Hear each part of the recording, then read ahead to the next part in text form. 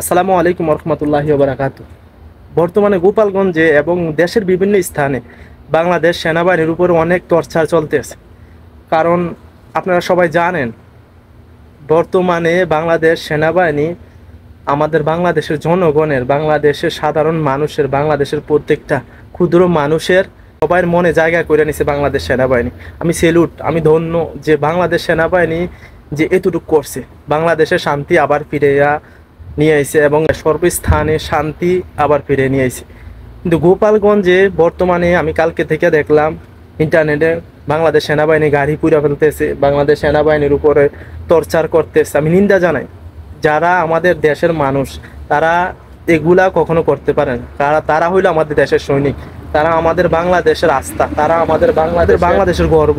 বাংলাদেশ সেনাবাহিনী আমাদের গর্ব। আপনি দেখেন, যে জায়গায় পুলিশ র্যাব এত ফোর্স থাকা সত্ত্বেও তারা পারে নাই, কিন্তু বাংলাদেশ সেনাবাহিনী যখন রাস্তায় নেমে আইছে তখনই আমাদের দেশের সব কিছু সর্বদিক থেকে আমরা সাহস পাইছি এবং বাংলাদেশ সেনাবাহিনীর কারণে আমরা সবাই আস্থা ফিরে পাইছি। তো সবার কাছে আমার অনুরোধ, যারা যদি প্রকৃত বাংলাদেশকে ভালোবাসেন, আপনি যদি সত্যিকারে আপনার মাতৃভূমিকে ভালোবাসেন, আপনি যদি সত্যিকারে বাংলাদেশের প্রতি টান থাকে, তাহলে কখনো এই কাজটা করবেন না এবং করতে পারেন না। কারণ বাংলাদেশ সেনাবাহিনীর উপরে যারা অত্যাচার অবিচার করতেছে, বাংলাদেশ সেনাবাহিনীর উপরে যারা জোর জবরদস্তি করতেছে, বাংলাদেশ সেনাবাহিনীর উপরে যারা টর্চার করতেছে, বাংলাদেশ সেনাবাহিনীর উপরে গাড়ি যারা পড়তেছে, তারা সত্যিকার তারা বাংলাদেশের মানুষ না। আমি কোনো দল মত নিয়ে কথা কইতেছি না ভাই, তারা আমাদের দেশের অহংকার। বাংলাদেশ সেনাবাহিনী আমাদের দেশের গর্ব। বাংলাদেশ সেনাবাহিনী হইল আমাদের দেশের জন্য অনেক সমস্যা, দেশের যে এতটা সমস্যা থেকে ফিরে এনেছে আমাদের দেশের সেনাবাহিনী। আমি গর্ব। এবং বাংলাদেশের প্রত্যেকটা মানুষ আজকে হাসতেছে, প্রত্যেকটা মানুষ সে মন ভরে কথা বলতেছে। স্টুডেন্ট, সেনাবাহিনী সর্বোচ্চ চেষ্টা করতেছে বাংলাদেশ সেনাবাহিনী।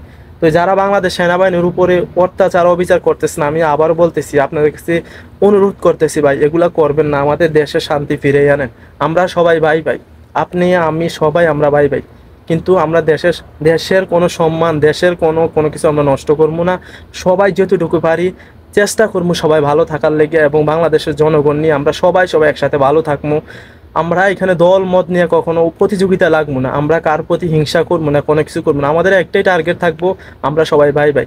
আজকে এই দল, কালকে ওই দল আসবো, তারাও জোর জবরদস্তি জুলুম করবো, আমরা এগুলো চাই না। আমরা চাই বাংলাদেশের মানুষ শান্তিতে থাকুক, বাংলাদেশ সেনাবাহিনী যাতে পুনরায় প্রত্যেকটা মানুষের আস্থায় জায়গা করে নিতে পারছে এবং আবারও যাতে পারে। সবার কাছে আমার অনুরোধ থাকবো, কেউ বাংলাদেশ সেনাবাহিনীর প্রতি বা আর্মিদের প্রতি কেউ টর্চার করবেন না, কেউ এগুলা করবেন না। এগুলা করা ঠিক না। যারা করবেন তারা বাংলাদেশের মানুষ না, তারা বহিরাগত মানুষ আমি মনে করি, এবং পাকিস্তানের মানুষ। তারা বাংলাদেশের বিরোধিতা। তো এই হলো কথা। ধন্যবাদ বাংলাদেশ সেনাবাহিনীকে। আল্লাহ হাফেজ। আসসালামু আলাইকুম।